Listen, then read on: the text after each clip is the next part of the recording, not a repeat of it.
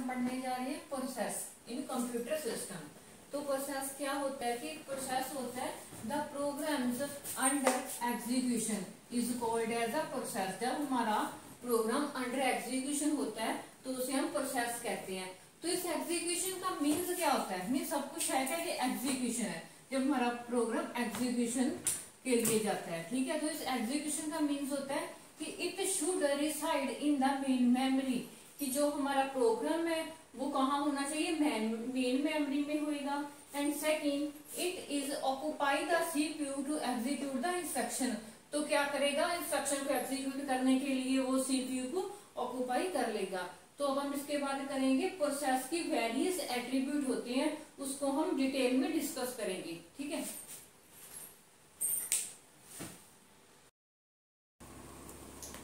तो हम डिस्कस कर रहे हैं प्रोसेस एट्रीब्यूट कि प्रोसेस के एट्रीब्यूट कौन से होते हैं। तो पहले हमें पता लग गया कि प्रोसेस होती क्या है। जब हमारा प्रोग्राम अंडर एग्जीक्यूशन होता है तो उसे हम प्रोसेस बोलते हैं। ये क्वेश्चन एग्जामिनेशन कॉम्पिटिटिव एग्जामिनेशन में कई बार पूछा जा चुका है। ठीक है, तो हम करेंगे प्रोसेस के एट्रीब्यूट। तो प्रोसेस के एट्रीब्यूट में आता है प्रोसेस आईडी। प्रोसेस आईडी क्या होती है? ये एक तरह का यूनिक आइडेंटिफिकेशन नंबर होता है जो असाइन किया जाता है by the operating system during process creation. जब हमारी प्रोसेस क्रिएट होती है तो उस टाइम जो हमारी प्रोसेस को एक आइडेंटिफिकेशन नंबर असाइन किया जाता है उसे हम बोलते हैं प्रोसेस आईडी। और प्रोसेस स्टेट जो मीन्स करंट स्टेट होती है हमारी प्रोसेस की, हम जो उसे रिप्रेजेंट करता है। कौन सी स्टेट होती है प्रोसेस की? ये वेरियस स्टेट होती है, जैसे new state, running state, wait state. तो इस स्टेट को हम डिटेल में डिस्कस करेंगे इसके बाद। ठीक है, तो जो हमारा प्रोग्राम काउंटर होता है, सबको ही पता है कि प्रोग्राम काउंटर क्या होता है कि ये एड्रेस होल्ड करता है नेक्स्ट इंस्ट्रक्शन का डाटा टू बी एग्जीक्यूटेड। जो एग्जीक्यूट हो चुकी है उसके बाद जो नेक्स्ट इंस्ट्रक्शन होती है उसके एड्रेस को होल्ड करके रखता है प्रोग्राम काउंटर। तो प्रायोरिटी क्या होती है? प्रायोरिटी में क्या होता है कि ये भी एक तरह का पैरामीटर वैल्यू होती है जो असाइन की जाती है हमारी जो प्रोसेस को ड्यूरिंग द, जब हमारी प्रोसेस क्रिएट होती है उस टाइम पर। तो जनरल पर्पस रजिस्टर क्या होते हैं? ये जो रजिस्टर होते हैं ये हमारी जो प्रोसेस होती है उसको एग्जीक्यूट होने के लिए जो इंस्ट्रक्शन के लिए यूज किए जाते हैं, means in order to execute the instructions. तो जो हमारी लिस्ट ऑफ ओपन फाइल्स होती है ये यूज होती है टू क्रिएट द सिस्टम। ठीक है, तो प्रोसेस जो लास्ट इसकी एट्रीब्यूट है प्रोसेस का वो है प्रोटेक्शन इंफॉर्मेशन। प्रोटेक्शन इंफॉर्मेशन में क्या होता है? ये एक तरह की सिक्योरिटी होती है, मींस सिक्योरिटी पर्पज इंफॉर्मेशन होती है जो प्रोड्यूस की जाती है बाय द ऑपरेटिंग सिस्टम। ठीक है, मींस जो प्रोटेक्शन इंफॉर्मेशन होती है जो सिक्योरिटी पर्पज के लिए होती है। ठीक है, तो ये थे इसके एट्रीब्यूट। जो हमारी सारी प्रोसेस के एट्रीब्यूट होते हैं इसे हम क्या बोलते हैं? Context of process. Context of process.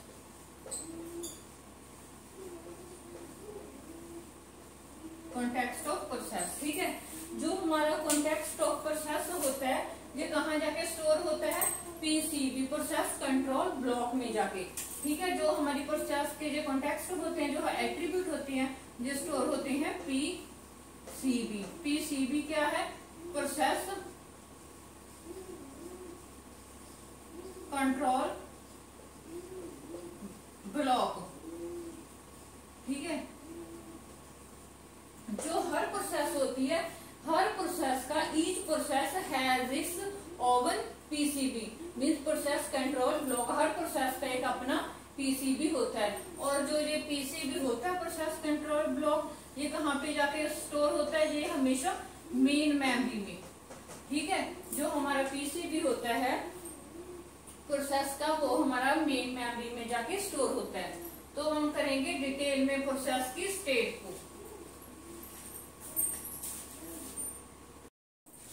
तो जो हमने प्रोसेस के एट्रीब्यूट को हमने देखा था उसमें जो उसका सेकंड एट्रीब्यूट था वो क्या था? Process state. तो हम डिस्कस करेंगे कि प्रोसेस की यहाँ पर वेरियस स्टेट होती हैं।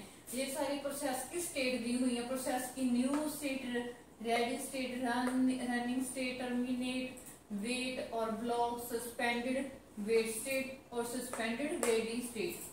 तो हम इनको डिटेल में डिस्कस करेंगे। होती क्या है, जब हमारी सबसे पहले प्रोसेस क्या होती है, क्रिएट होती है। जब हमारी प्रोसेस क्रिएट होती है तो वो न्यू स्टेट में होती है, ठीक है। तो जब हमारी प्रोसेस क्रिएट होगी तो वो अपनी जो स्टेट है चेंज करेगी, न्यू स्टेट से रेडी स्टेट में जाएगी, ठीक है। जब हमारी प्रोसेस क्रिएट होगी, न्यू स्टेट में क्रिएट हुई, न्यू से वो रेडी में जाएगी, ठीक है। तो रेडी में क्या होएगा, यहाँ पर हमारे पास मल्टीपल नंबर ऑफ प्रोसेस आ जाएंगी रेडी स्टेट में। अब रेडी स्टेट में हमारे पास मल्टीपल नंबर ऑफ प्रोसेस है, ठीक है। तो यहाँ पर क्या होएगा, only one job will be selected, ठीक है। यहाँ पर रेडी स्टेट में से ओनली एक जॉब ही सिलेक्ट होगी, जो कहाँ पर जाके शेड्यूल हो जाएगी, into the running state, run state में जाके वो शेड्यूल हो जाएगी। रेडी स्टेट में हमारे पास मल्टीपल नंबर ऑफ प्रोसेस होंगी, तो यहाँ से ओनली वन प्रोसेस सिलेक्ट की जाएगी जो कि शेड्यूल होगी इनटू द रनिंग स्टेट, ठीक है। जो यहाँ रेडी स्टेट में से जो एक जॉब सिलेक्ट होएगी वो कहाँ पर शेड्यूल होएगी, शेड्यूल और डिस्पैच, यहाँ पे शेड्यूल और dispatch into the running state, ठीक है। अब यहाँ पर जाके शेड्यूल होगी, यहाँ पर ठीक है, एग्जीक्यूशन के लिए आगे रनिंग स्टेट में। अगर यहाँ पर उसकी प्रायोरिटी, जहाँ जो उसका टाइम क्वांटम है प्रोसेस का, वो एक्सपायर हो जाता है तो वो वापस रेडी स्टेट में आ जाएगी। अगर उस प्रोसेस की प्रायोरिटी लो है, ठीक है, तो हाई वाली पहले एग्जीक्यूट होगी तो वापस आ जाएगी, तो हाई वाली चली जाएगी। अगर उसका टाइम क्वांटम एक्सपायर हो जाता है जब प्रायोरिटी बेस पर, ठीक है, तो क्या करेगी, वो वापस रेडी स्टेट में आ जाएगी रनिंग से। अगर यहाँ पर रनिंग स्टेट में जो हमारे पास एक जॉब सिलेक्ट हो गई आई है शेड्यूल होने के लिए, एग्जीक्यूट होने के लिए शेड्यूल हुई है रनिंग स्टेट में, ठीक है। अगर वो प्रोसेस रिक्वायर करती है सीपीयू टाइम, ठीक है, schedule on to the CPU for execution, ठीक है। अगर उसने CPU time require by the CPU time, तो क्या होएगा, वो कंप्लीट हो जाएगी, वो अपना एग्जीक्यूशन स्टार्ट कर देगी, ठीक है। तो कंप्लीट होके क्या होएगा, वो टर्मिनेट हो जाएगी, ठीक है।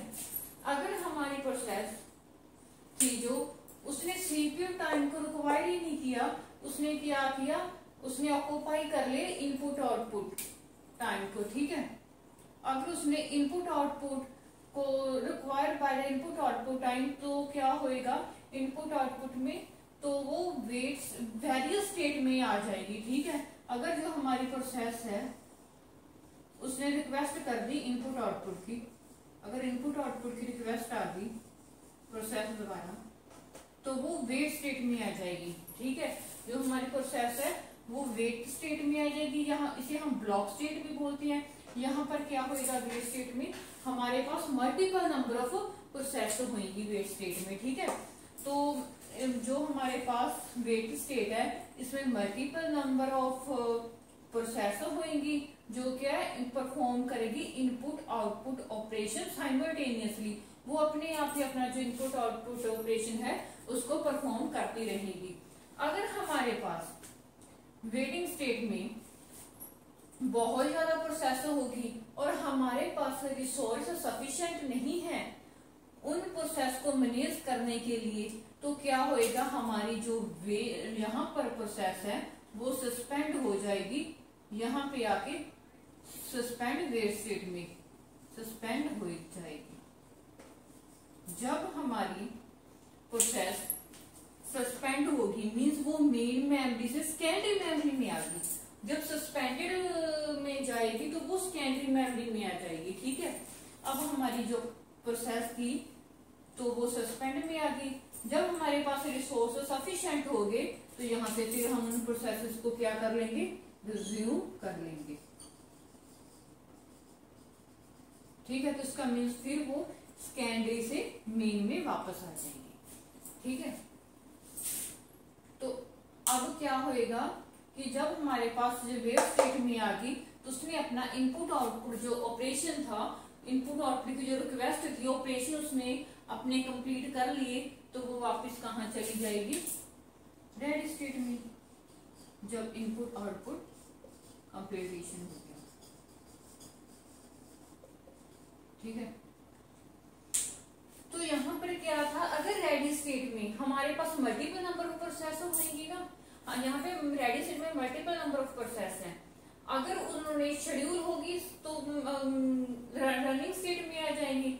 अगर यहाँ पे हमारे पास रेडी स्टेट में ज्यादा नंबर ऑफ प्रोसेस होगी और हमारे पास रिसोर्स सफिशिएंट ही नहीं है उनको मैनेज करने के लिए, तो यहाँ पर भी रेडी स्टेट से वो सस्पेंडेड रेडी स्टेट में चली जाएगी। जो हमारी प्रोसेस है वो रेडी स्टेट से सस्पेंडेड रेडी में चली जाएंगी, मीन सस्पेंडेड हो जाएंगी। जब हमारे पास रेडी स्टेट में सफिशिएंट रिसोर्स होंगे, मीन नंबर ऑफ प्रोसेस कम होगी, तो जो हमने सस्पेंड की थी वो उनको क्या हो जाएगी, वो रिज्यूम हो जाएगी। ठीक है, वो रिज्यूम होके रेडी स्टेट में आ जाएंगे। ठीक है, ये था हमारा प्रोसेस स्टेट, जिससे हमें क्या पता चला कि रेडी स्टेट में हमारे पास मल्टीपल नंबर ऑफ प्रोसेस होंगी जो शेड्यूल हो जाएंगी रनिंग स्टेट में एग्जीक्यूशन के लिए। तो रनिंग स्टेट में क्या होएगा, यहाँ पर हमारे पास सिर्फ एक ही जॉब होगी। रेडी स्टेट में से हम सिर्फ एक ही जॉब को सिलेक्ट करेंगे जिसे हम डिस्पैच करेंगे रनिंग स्टेट में। रनिंग स्टेट में हमारी प्रोसेस एग्जीक्यूशन होने के लिए जाएगी। अगर हमारी प्रोसेस रनिंग स्टेट में इनपुट आउटपुट ऑपरेशन की रिक्वेस्ट कर रही है तो हम उसे वेट और ब्लॉक स्टेट में भेज देंगे। अगर हमारी जो प्रोसेस है रनिंग स्टेट में वो सीपीयू टाइम को रिक्वायर कर रही है तो वो अपना एग्जीक्यूशन कंप्लीट कर लेंगी, तो उसके बाद वो टर्मिनेट हो जाएंगी। ठीक है, अगर हमारी प्रोसेस वेट और ब्लॉक में आ जाती है और जहां पर हमारे पास मल्टीपल नंबर ऑफ प्रोसेस होंगी, ठीक है, जो अपना जो इनपुट आउटपुट का ऑपरेशन है वो साइमल्टेनियसली उसको परफॉर्म करती रहेंगी। जब इनपुट आउटपुट उनके ऑपरेशन कंप्लीट हो जाएगा तो वो रेडी स्टेट में दोबारा आ जाएंगी, एग्जीक्यूशन होने के लिए चली जाएंगी। ठीक है, जब हमारे पास रेडी स्टेट में ज्यादा प्रोसेस हो जाएंगी तो वो सस्पेंड होके सस्पेंडेड रेडी स्टेट में चली जाएंगी, और यहाँ से जब हमारे पास रेडी स्टेट में कम होगी नंबर ऑफ प्रोसेस तो वो जो हमने सस्पेंडेड की थी प्रोसेस वो यहाँ के रिज्यूम हो जाएंगी। तो ऐसे वेट और ब्लॉक स्टेट में होएगा। जब हमारे पास ज्यादा नंबर ऑफ प्रोसेसेस हो जाएंगे तो हम उन प्रोसेसेस को सस्पेंड कर देंगे सस्पेंडेड वेट स्टेट में। जब हमारे पास नंबर ऑफ रिसोर्स कम हो जाएंगी तो हम उन्हें क्या कर देंगे, रिज्यूम कर देंगे उन प्रोसेसेस को। ठीक है, तो इससे हमें क्या पता चला कि जो हमारे पास new state, ready state and running और वेट और ब्लॉक ये सारी प्रोसेसेस हमारे पास मेन मेमोरी में होती है। ठीक है, जो सस्पेंडेड रेडी है और जो सस्पेंड शॉर्ट टर्म शेड्यूलर, तो हम इन शेड्यूलर का यूज प्रोसेस स्टेट में कैसे होता है अब हम वो देखेंगे। ठीक है, तो यहाँ पर जब हमारे पास मल्टीपल नंबर ऑफ जब हमारे पास प्रोसेस क्रिएट होती है मीन्स न्यू स्टेट में, तो यहाँ पर हम अप्लाई करेंगे long term scheduler. Long term scheduler का क्या काम होता है कि जब हमारी process when the process is created then long term scheduler is apply, it is bringing the process from new state to ready state. ठीक है, जो हमारा लॉन्ग टर्म शेड्यूलर होता है वो हमारी प्रोसेस को न्यू स्टेट से रेडी स्टेट में लेके जाता है। ठीक है, तो अब रेडी स्टेट में यहाँ पर रेडी स्टेट पे अप्लाई होएगा short term scheduler. Short term scheduler का क्या काम होता है, यहाँ पर अप्लाई होता है short term scheduler. Short term scheduler ready state में से किसी एक जॉब को सिलेक्ट करता है जो शेड्यूल करता है ऑन टू रनिंग स्टेट में। ठीक है, शॉर्ट टर्म शेड्यूलर क्या करता है, for using to selected the only one job from ready state. ठीक है, तो अब हमारे पास जो थर्ड होता है मिड टर्म शेड्यूलर। तो मिड टर्म शेड्यूलर का क्या काम होता है, मिड टर्म शेड्यूलर को मिड टर्म शेड्यूलर को हम कहते हैं स्वैपिंग।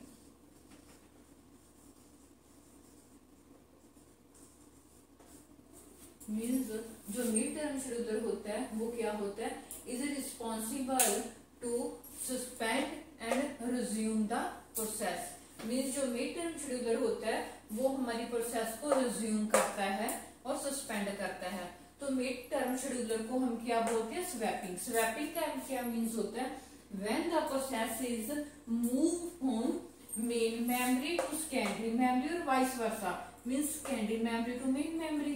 ठीक है, मीन्स जब हमारी प्रोसेस मूव करती है मेन मेमोरी से सेकेंडरी मेमोरी में या सेकेंडरी से मेन में, तो उसे हम क्या बोलते हैं, स्वैपिंग। तो जो मिड टर्म रिस्पॉन्सिबल होता है वो हमारी जॉब को या तो सस्पेंड करता है या रिज्यूम करता है। मीन्स रेडी स्टेट में क्या था, जब मल्टीपल प्रोसेस थी तो हमारी जो प्रोसेस थी वो सस्पेंड होके रेडी स्टेट में चली गई थी ना, मीन्स मेन मेमोरी से सेकेंडरी मेमोरी में चली गई। तो ये काम किसने किया, ये काम मिड टर्म शेड्यूलर ने किया। उसने जॉब रेडी स्टेट में हमारे पास मल्टीपल जॉब हो गई थी तो उसने हमारी जॉब को शेड्यूल कहाँ पे किया, मिड टर्म शेड्यूलर ने सस्पेंड रेडी स्टेट में शेड्यूल किया। ठीक है, जब हमारे पास रेडी स्टेट में कम होगी number of job, number of process, तो मिड टर्म शेड्यूलर ने वापस हमारी प्रोसेस को रिज्यूम करके रेडी स्टेट में भेज दिया, मीन्स फिर मेन मेमोरी में भेज दिया। सस्पेंडर रेडी कौन सी होती है, जो सेकेंडरी मेमोरी होती है। सस्पेंडर रेडी भी सेकेंडरी मेमोरी होती है, सस्पेंडेड वेट भी सेकेंडरी मेमोरी होती है। ये दोनों हमारी सेकेंडरी मेमोरी होती है और यहीं पर ही मिड टर्म शेड्यूलर अप्लाई होता है जो हमारी प्रोसेस को रिज्यूम और सस्पेंड करता है। ठीक है, इसलिए हम इसको स्वैपिंग भी बोलते हैं, जब हमारी प्रोसेस मेन मेमोरी से सेकेंडरी मेमोरी में शेड्यूल हो रही है। ठीक है, तो इससे हमें पता चल गया ना जो तीन शेड्यूलर हैं वो कौन से हैं। Long term scheduler, long term scheduler क्या करता है, हमारी जॉब को न्यू स्टेट से रेडी स्टेट में लेके जाता है। ठीक है, और जो मिड टर्म शेड्यूलर होता है, मिड टर्म शेड्यूलर कहाँ पे अप्लाई होता है, रेडी स्टेट में। रेडी स्टेट में हमारे पास मल्टीपल नंबर ऑफ प्रोसेस होती हैं, तो उसमें से वो ओनली वन जॉब को सिलेक्ट करता है तो उसे शेड्यूल कर देता है रन स्टेट में। ठीक है, तो मीन्स क्या था कि जो शॉर्ट टर्म शेड्यूलर का काम क्या था, सिलेक्ट करना होता है वन जॉब को और उसे डिस्पैच कर देना होता है रनिंग स्टेट में। तो अब हमारे पास आता है मिड टर्म शेड्यूलर। तो मिड टर्म शेड्यूलर क्या था, ये हमारी प्रोसेस को रिज्यूम और सस्पेंड करता है। ठीक है, तो यहाँ पर भी मिड टर्म शेड्यूलर अप्लाई हो रहा है। जो हमारी प्रोसेस को पहले सस्पेंड की थी, जो सस्पेंडेड थी उसे बाद में रिज्यूम कर दिया, मीन्स पहले वो मेन मेमोरी से सेकेंडरी में गई, वापस सेकेंडरी से फिर मेन में आ गई। तो यहाँ पर भी मिड टर्म शेड्यूलर अप्लाई हो रहा है। यहाँ पर भी हमारी प्रोसेस वेट से कहाँ पे आ रही है, सस्पेंडेड वेट में। तो उसके बाद हमारी प्रोसेस को जो मिड टर्म शेड्यूलर है वो उसे क्या करता है, रिज्यूम कर देता है जो सस्पेंडेड हुई थी। ठीक है, तो ये थे हमारे पास तीन शेड्यूलर जो हमने यहाँ पे देखे। तो एक बात और इसमें होती है कि जब हमारी प्रोसेस जो होती है, जब वो स्टेट चेंज कर रही होती है, वन स्टेट से सेकेंड स्टेट में जा रही होती है, किसी भी स्टेट में, चाहे न्यू से रेडी में हो चाहे रेडी से रनिंग स्टेट में हो, किसी भी स्टेट में जा रही होती है, तो उसे हम बोलते हैं कॉन्टेक्स्ट स्विचिंग। ठीक है, कॉन्टेक्स्ट स्विचिंग।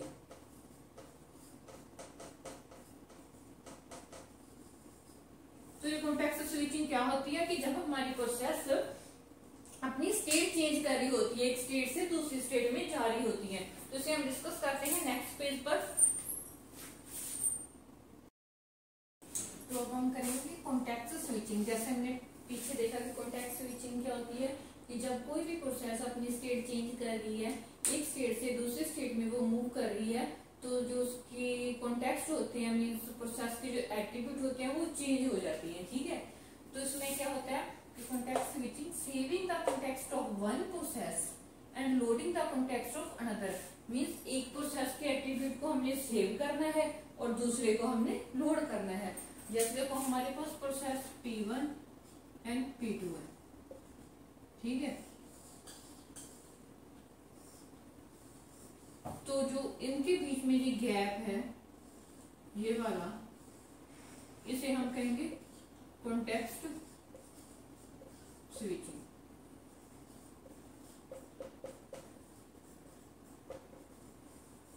ठीक है। और जो हमारे पास फर्स्ट प्रोसेस है, इसके कॉन्टेक्स्ट को हम क्या करेंगे, सेव करेंगे, saving the context of first process and loading the context of second process, इसको हम लोड करेंगे। ठीक है। तो यहाँ पे प्रोग्राम काउंटर यूज होएगा पीसी, जो क्या करेगा, जो होल्ड करके रखेगा address of the next instruction that are to be executed. ठीक है। तो ये था हमारा कॉन्टेक्स्ट स्विचिंग, जो कि हमारा प्रोसेस स्टेट में यूज होता है। अब जो हमने सारा डायग्राम किया, उस डायग्राम के बेस पर हमें क्वेश्चन करते हैं। ठीक है।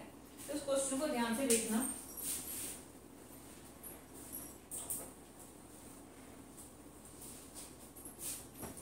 हमारे पास क्वेश्चन है, हमारे पास n नंबर ऑफ सीपीयू है, n number of CPU means n हमारे पास क्या है, प्रोसेसर है। फाइंड करना है minimum and maximum number of process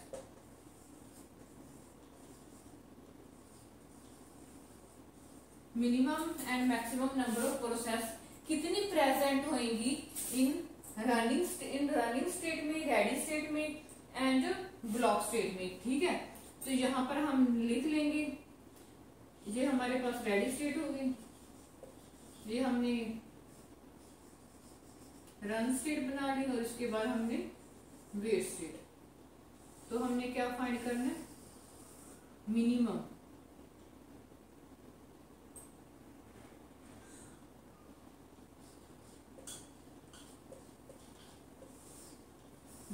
and maximum कितने नंबर ऑफ प्रोसेस प्रेजेंट होंगे। ठीक है। तो हमने पीछे जो डायग्राम किया था, उसमें रेडी स्टेट में क्या था, रेडी स्टेट में मिनिमम कितनी हो सकती है, अगर कोई भी प्रोसेस क्रिएट ही नहीं हुई तो हमारे पास 0 नंबर ऑफ प्रोसेस होंगी, तो मिनिमम 0। ठीक है। रेडी स्टेट में नंबर ऑफ प्रोसेस।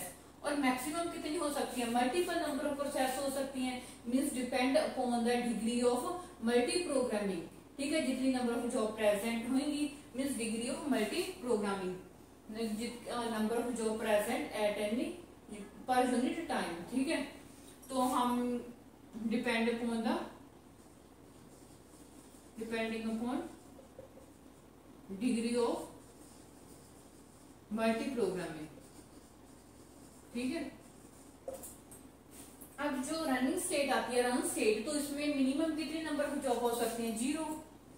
मैक्सिमम अब बताओ कितनी प्रेजेंट होंगी, जो मैक्सिमम नंबर ऑफ जॉब होंगी रन स्टेट में, वो कितनी होती थी। अब हम रेडी से 1 जॉब सिलेक्ट करते थे, जिसे डिस्पैच करते थे रनिंग स्टेट में, मीन रन स्टेट में सिर्फ 1 एक ही जॉब प्रेजेंट होती थी। तो यहाँ पर हमारे पास कितनी n नंबर ऑफ सीपीयू है, तो एक सीपीयू एक ही जॉब को लेगा, तो यहाँ पर हमारे पास n number of job present होंगी। ठीक है। जितने सीपीयू है उतनी हमारे पास नंबर ऑफ जॉब होंगी, बिकॉज 1 सीपीयू 1 जॉब को अलोकेट करेगा। और वेट स्टेट में, जिसे हम ब्लॉक स्टेट बोलते थे, ठीक है, तो इसमें हमारे पास मिनिमम कितनी होंगी, मिनिमम 0, और मैक्सिमम कितनी होंगी, depending upon the degree of multi programming any. ठीक है। तो ये था हमारा प्रोसेस स्टेट। अगर इसमें कोई भी ना समझाए हो, कहीं कोई प्रॉब्लम हो, तो आप मुझे नीचे कमेंट बॉक्स में कमेंट कर सकते हो। ठीक है। और इस वीडियो को लाइक, शेयर एंड चैनल को सब्सक्राइब जरूर करें।